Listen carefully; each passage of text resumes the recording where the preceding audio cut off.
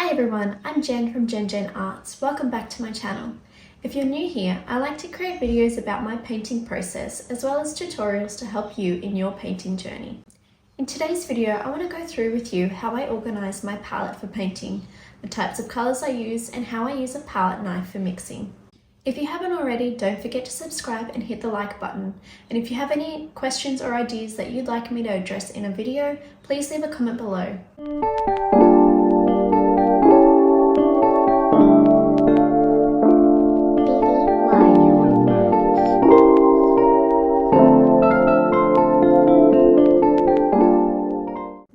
This is what I use to mix my paint.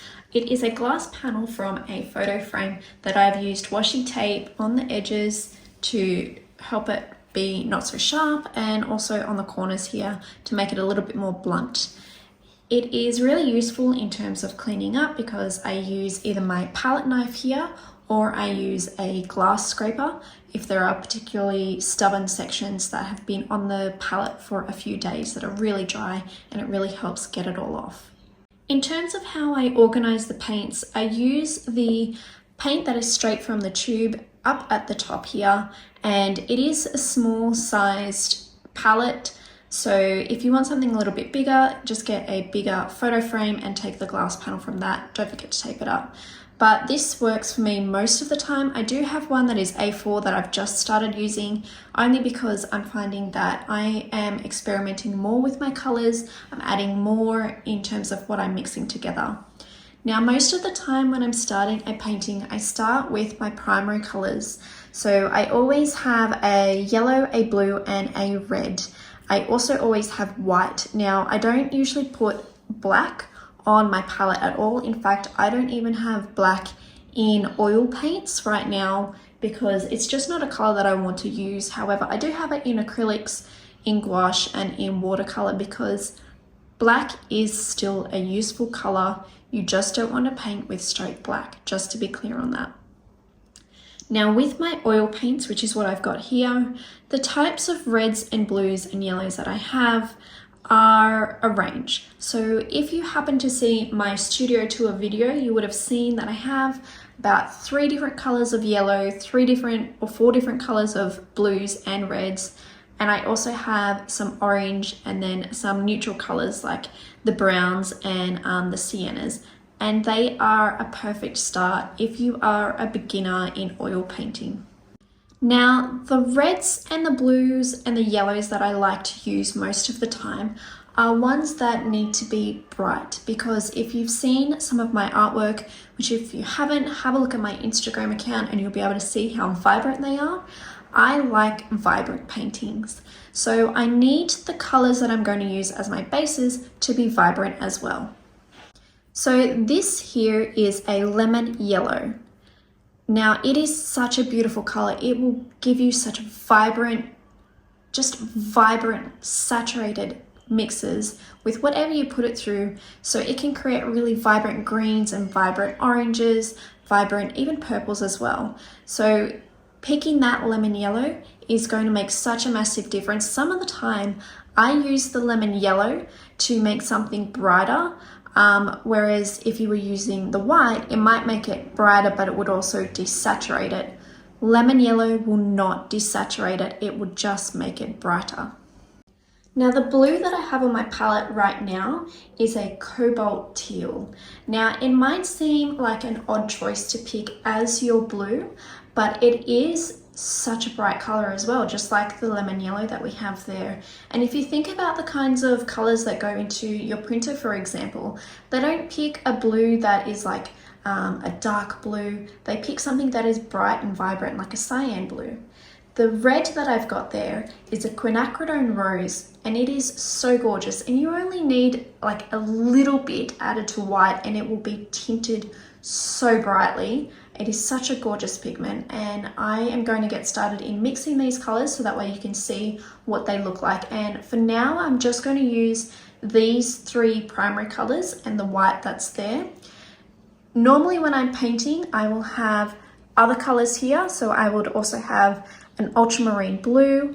I would have the burnt umber and also a purple as well, which I will link all of these down below. So that way, if you're looking at getting started with painting, particularly oil paints, these are a great place to start. Now, a handy tip when you're working with oils, you can't rinse your brush with water. Oil and water just don't mix together. So if you're starting out, please keep that in mind. Now, something that I use to help clean off my brush when it is when I'm trying to move from one color to another are baby wipes. Now, they are really helpful in getting everything out.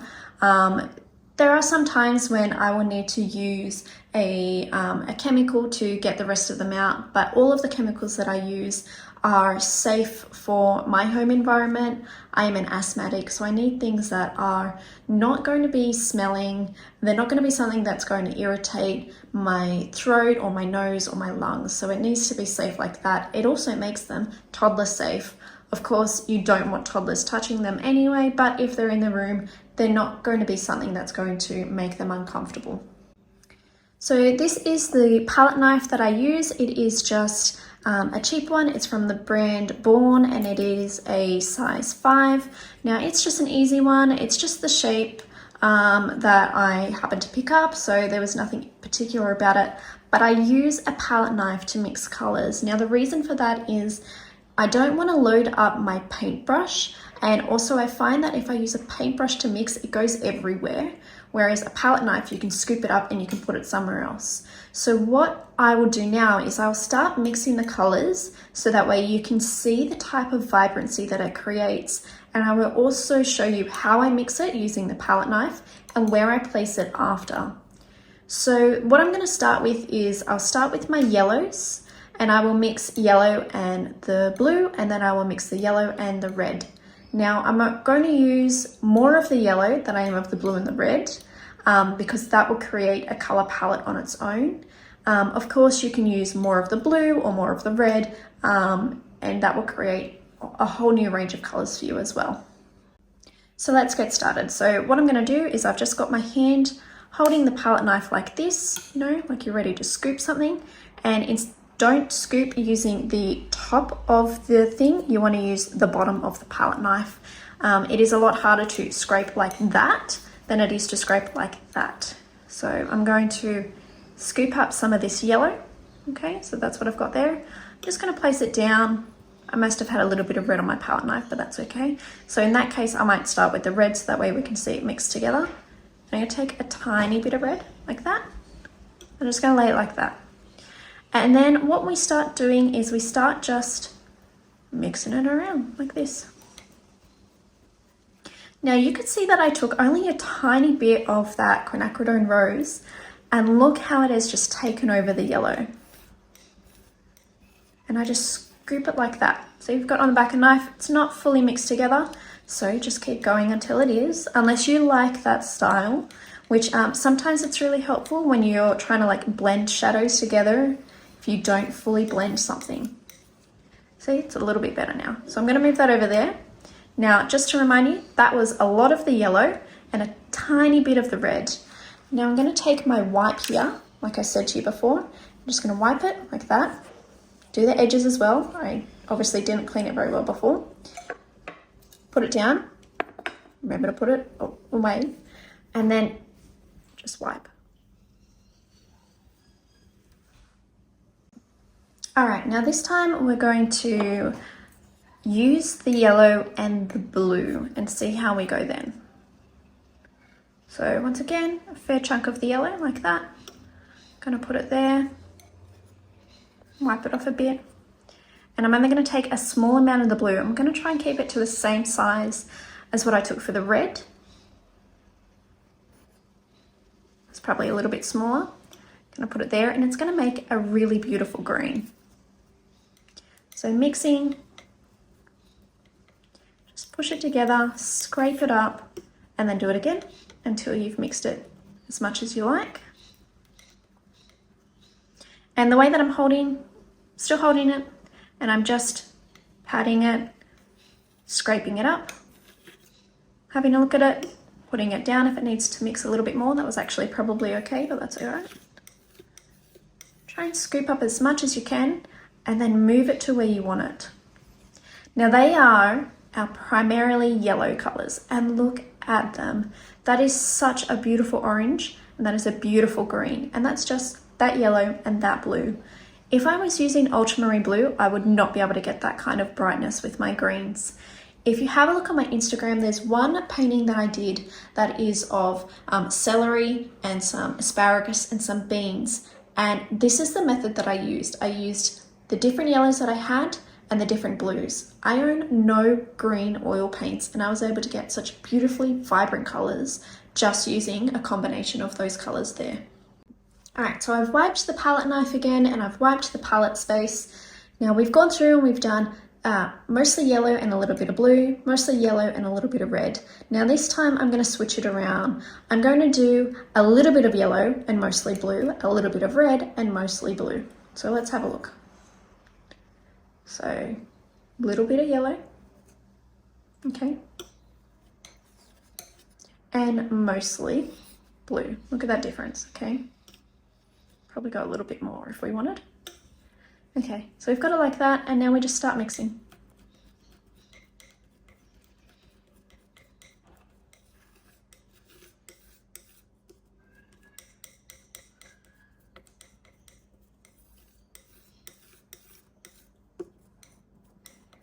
God, look how gorgeous that color is.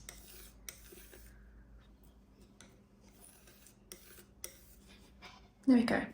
Now, just to remind ourselves, for this green over here, this one here, I used the exact same colors, but I used a different amount. So what I'm going to do is I'm going to put it over here, because that's where I like to put my paints once I've mixed them together. And then when I have started painting process and I've got the colors mixed together here, and maybe I want, you know, a little bit more vibrant green, instead of going back over here, I might mix these two, but instead of mixing them here, I'll scoop them up and I'll move them to the middle of the palette and start mixing together like that. So I'm going to clean the palette and the palette knife, and then we're going to move on to the blue and the red. All right, so we're going to go mostly blue, a little bit more, I think. Like that, okay? Try and scrape off as much as you can. See, not much left there. And a tiny bit of the red, because it is such a dominant color. Look, that's all we're going to use. And watch this color that comes out.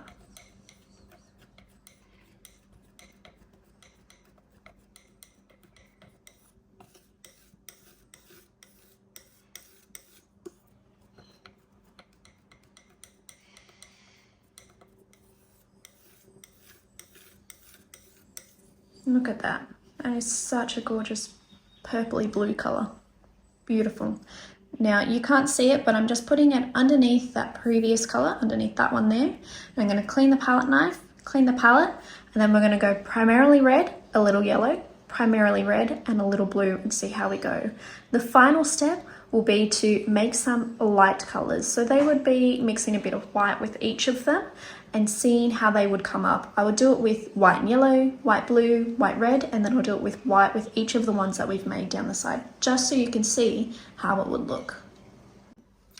Okay, so primarily red. Look how much red that is. That's just gonna be so much, but let's just give it a go. All right, try and wipe off as much as you can, because it's such a dominant color, and a little bit of yellow. And so I'm gonna go with that much yellow, okay? Compared to how much red we've got, I think we'll still get quite a dark red color.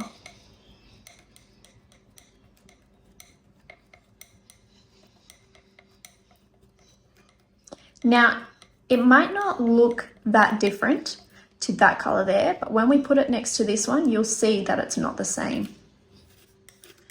So remember, just scrape and keep mixing. I've got a little bit of yellow on that side, so this is where it gets annoying if you've got paint on that side to bend it like that. Okay, keep mixing a little bit more. Now I'm going to pop it next to it. Now you can see that it's not quite the same color there. It's got a little bit more of a warmth to it because it's the yellow in there, but it's definitely different to this one here, even though it's the same colors mixed. So I'm going to pop it down below on the palette and then clean it, and we're going to move on to using the blue. All right, so we're going to take a fair amount of the red. It's quite a lot. Okay, clean up as much, and a tiny bit of the blue. And it is going to be gorgeous. Now it's going to be really dark compared to the other combination that we made using that red and the blue. Now this is great for shadows, but it's still quite vibrant. If you want your shadows to be a little bit dull, you might add in a bit of the burnt umber just to desaturate a little bit, but you also don't have to because it is such a gorgeous color. Look at that beautiful purple. So stunning. All right, I'm going to put it underneath, and then we're going to work in adding in some whites to see how we can change the colors that we've mixed together. All right, so I've moved the palette up a little bit so that way we can see. Remember that they were out predominantly yellow, predominantly blue, and predominantly red. Once again, we only used those 3 colors, and look at the range that we've already got.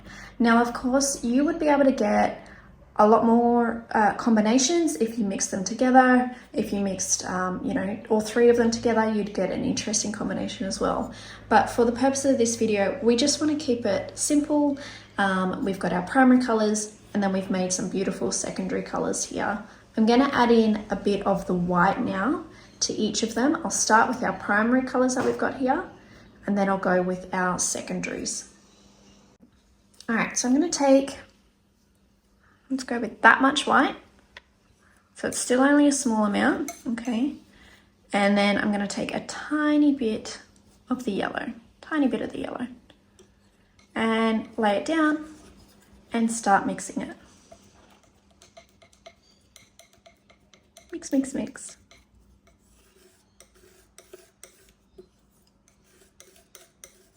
And it creates this beautiful pale yellow, which you can use as a highlight. Now you can make it more yellow if you add more yellow, or you can make it more pale if you add more white, because white desaturates. Now what I'm going to do is I'm going to lay it over here, but not too close to that color because I need enough space to be able to scoop up with the palette knife. So I'm wiping the palette knife, wiping the palette. Now I'm going to do the exact same thing, but I'm going white and blue. So, bit of white. I'm not using too much because you actually don't need a lot of highlights in my style of painting. It seems like you do, but because there are so many vibrant colors, I just want a little bit of blue actually, a bit more, thank you. Because there are so many vibrant colors, the more highlights you add, the less contrast there seems to be. So you actually have to balance your highlights and your shadows a little bit. I'll be creating a video soon where I'm going through as a tutorial showing you how to paint in the style that I do, which is a combination of artists that I have admired through my art journey, but also through my own style. Well, look at that beautiful light blue we've got now. All right, scrape it. I'm pretty happy with that. And I'm going to layer it up here. Okay. So we start to get, as we add more colors, closer to filling in our palette, and then we start to run out of space. But then this space over here becomes really important. If you end up with a color that you're just not using and you can see it's not going to fit in your palette, just take it off. If you don't want to get rid of it, try and get another palette that you can put it on, or spare piece of paper, or just something else. But you don't have to keep it on the palette if you're not happy with it. Okay, at the end of the day, it's just paint and we can make it work. All right, so we've got our white. I'm gonna take the tiniest amount of red, and I mean the tiniest amount. Look, it's like a little dab. Look at that. That is such, I don't know, a tiny bit. I don't know if you can even see that. Putting it in, tiniest dab. And watch how red, look how vibrantly pink it goes. I think it's almost as vibrant as the other two pieces, and I didn't even use half of the color. Look at that, so gorgeous. Just an incredible colour to add to your palette, especially if you're starting out.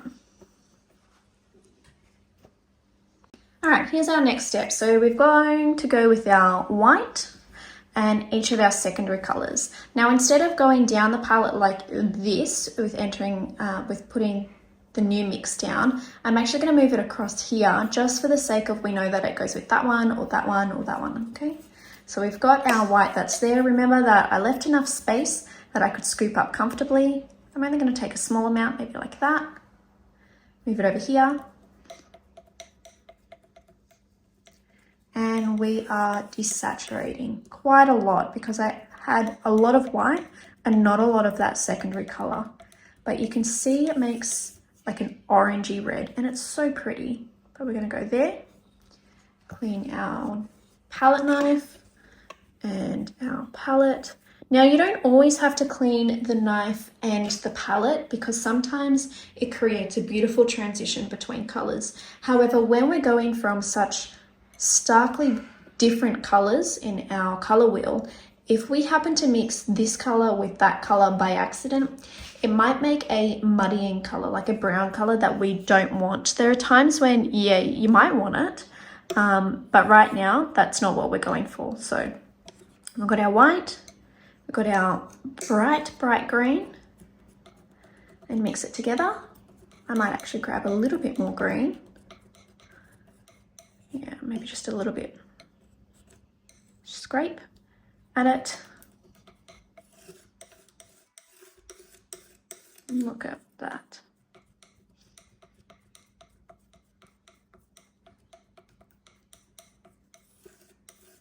That's so pretty. Now I'm going to wipe my palette first because I'm going to start running out of space just because of the size that I have, and I'm spreading them out a little bit more than I usually would. So once again, going with our white, going with this beautiful greeny blue that we've got, mix it together.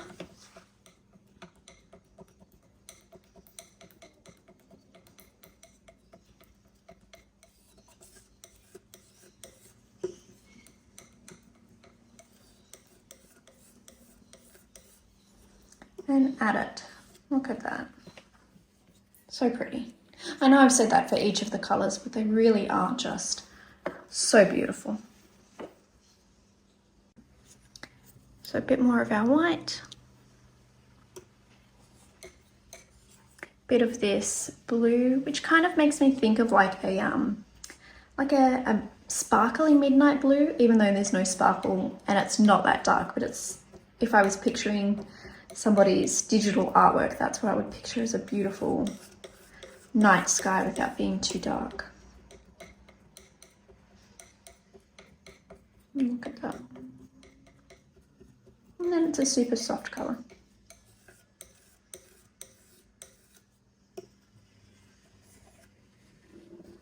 It even looks a little bit like frosting that you could use on cupcakes. Okay, so our white.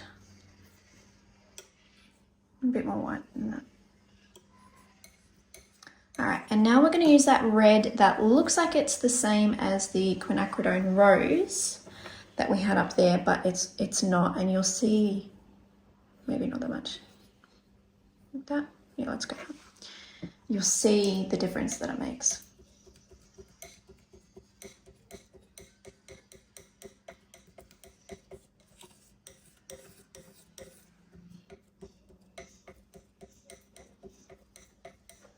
It still has this slight yellow tone to it, even though it's mostly pink, but it's so pretty.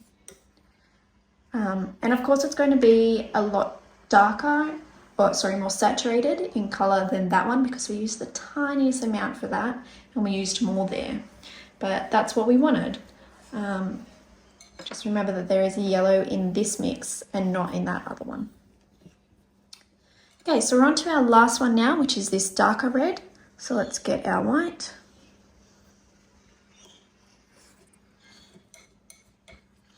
And a bit of our red.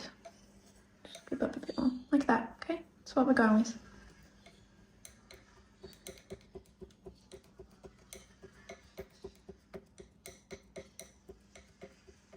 And it creates this pinky purple.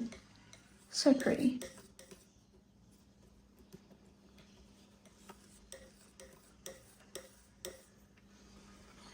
Have a look at that.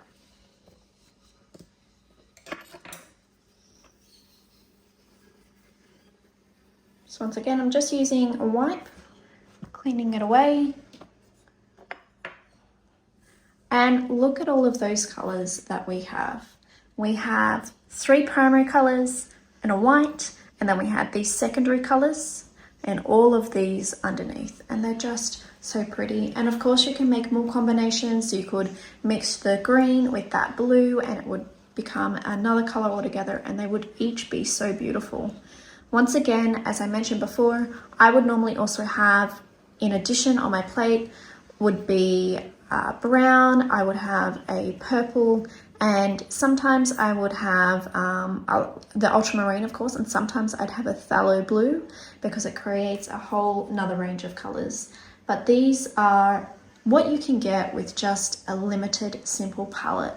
You really don't need something that has a whole range, because the more complex you get, the more difficult it is for you to judge what colors you need. And if you're starting out in your process, you really want to just start simple and get to know the paints that you have around you before you introduce anything that is more complicated. Alright, so that is how I would organize my palette. As you can tell, it is the glass palette, and I used just really limited colors, just the white and the yellow, blue and the red. I will link each of those below. I hope that you will have the time to be able to experiment with your own color palettes, experiment with just the different mixes that you can get, because it's really important that you get to know what you're using. Just a final note, just a little reminder again, that I don't have any black in my oil paints. I do in my acrylics, my watercolor and my gouache, but they are for mixing. I would never use black just on its own. Like if you looked at this painting, which is oil painting, there is no blacks in there. In order to get like the darker colors that I have that help with the shadows, I would use the purple or the burnt umber. If you want to see a video that goes in depth with those types of colors and how I make that, shadows or even highlights, please let me know in the comments below, and I will endeavor to make that video as instructive as I can. I hope this has been helpful for you. Please let me know in the comments. Give me a like and subscribe if you haven't already, as there will be many videos like this coming up. For now, that is all from me. I hope you have a beautiful day. Bye.